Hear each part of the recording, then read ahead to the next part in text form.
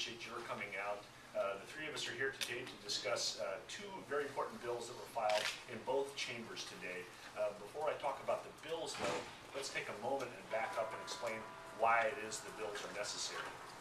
Just a few weeks ago, the Supreme Court, in a 5-4 decision, granted to corporations greatly expanded rights to influence elections at the state and federal level.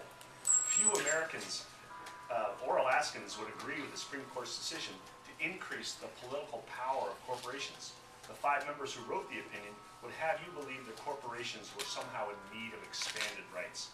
Here in Alaska, we have seen far too clearly the corrupting influence that can occur when corporations decide to get too closely involved in the political process.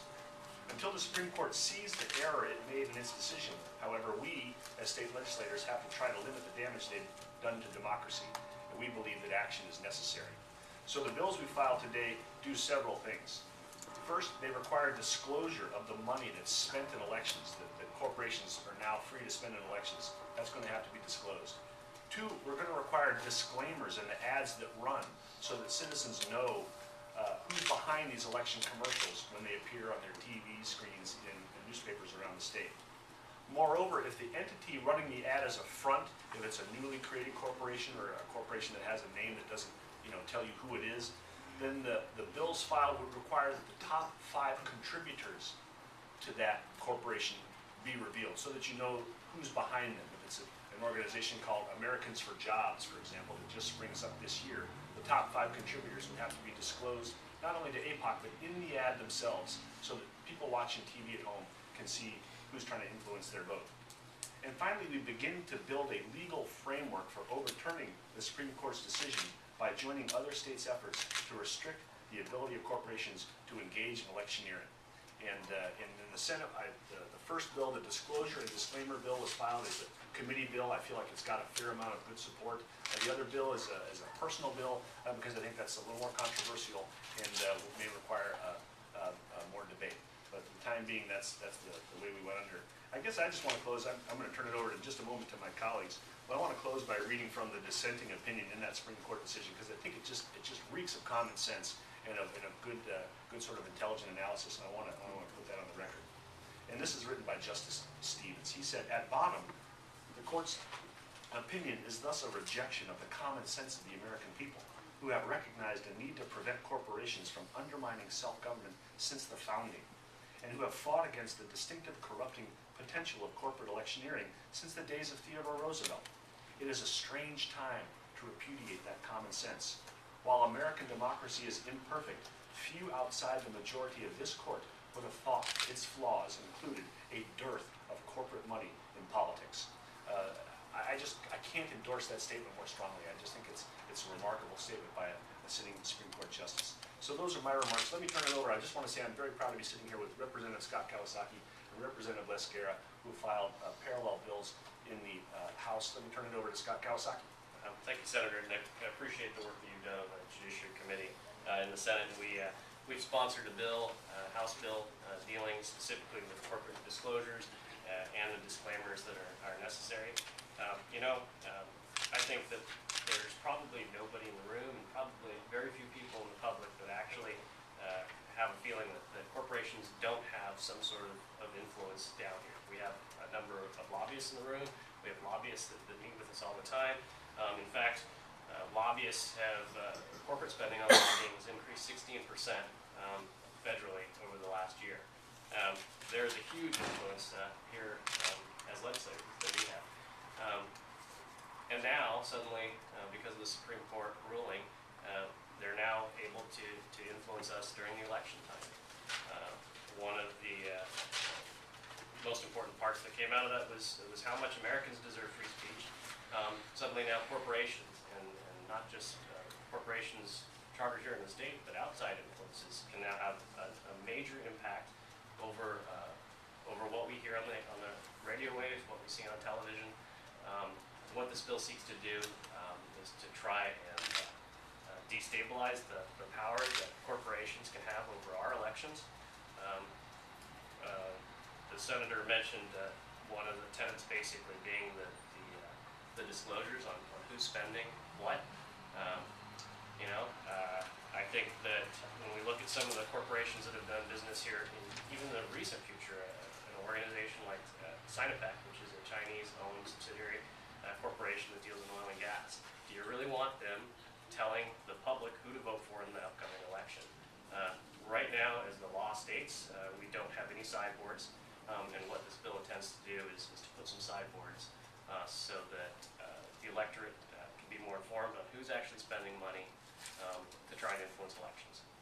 So I thank the Senator again for all the work that he's done in getting this bill to us. Absolutely. Thank you, Representative Kawasaki. Representative Gara.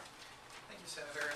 I also want to thank the folks who are sitting to my right for all their work on this. And before I move on, you'll see in the press release that will go out, there have been a number of co-sponsors, and all of them have done work on this. There are only 3 of us sitting at this table, but all of them have done work on this. This legislature is something that the public has a right to. The makeup of a legislature is something the public has a right to. Democracy is something the public has a right to. But 3 weeks ago, the Supreme Court took those rights away from the public and gave them to Exxon, British Petroleum, and those who have way more money to influence elections than the rest of us do. And it's incumbent on us to do what we can to limit that abuse. Right now, if we do nothing, Exxon, any Chinese corporation, any foreign corporation will have the ability to donate as much money as they want. $1 million, $2 million, $5 million to pay for the legislature they want. The Supreme Court said there's no limits on the amount of money they can put into defeating a candidate they don't like or buying a candidate they do. All we can do is work within what the Supreme Court has said, and that's what we're doing today. If this legislature does nothing, you can bank on the fact that the major corporations that do business in the state will try and buy a better legislature next year. So there are 2 things we can do. One, as the 2 legislators before me said, is say, you know, if Exxon's going to try and buy an election, the ad has to say it was paid for by Exxon. Right now, what Exxon will do is create a front group called maybe Alaskans for good stuff, right? And all the ad will have to say is this was paid for by Alaskans for good stuff. We want to change the law so that if Exxon is really the party that's paying for the ad has to say it's paid for by Exxon. And that's the major provision out there that we filed, which says every ad has to say who its top 5 contributors are. They can't hide behind nice front group names. If this legislature does nothing this year, corporations will hide their money behind nice front group names. You know, I believe that there's the will in this legislature to be honest with the public and let folks know who's really paying for these ads. I think that there is a will in this legislature to do that, and we have to do that.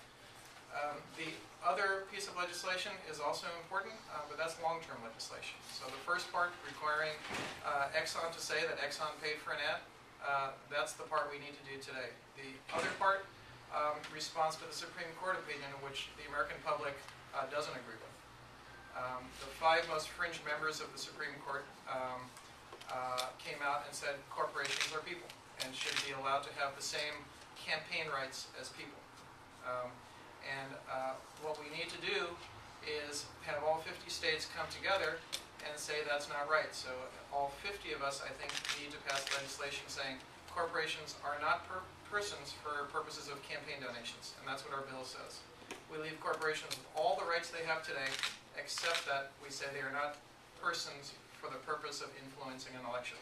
That's the flaw in the Supreme Court's opinion. As other states do that, I think when this case is revisited by the Supreme Court, they will look and see what the other states have said, and there is a movement to do this across the country right now. Washington has introduced a resolution to say that corporations are not people for the purposes of influencing an election. As the other states do that, that's the long-term goal, to get the Supreme Court to reverse a very radical opinion, an opinion that reversed recent Supreme Court precedent, an opinion that has been universally condemned both by the public and those who understand the law. So with that, I think we'll open it up to questions, but I really appreciate the leadership the folks next to me have taken and the folks that you'll see who are listed as co-sponsors.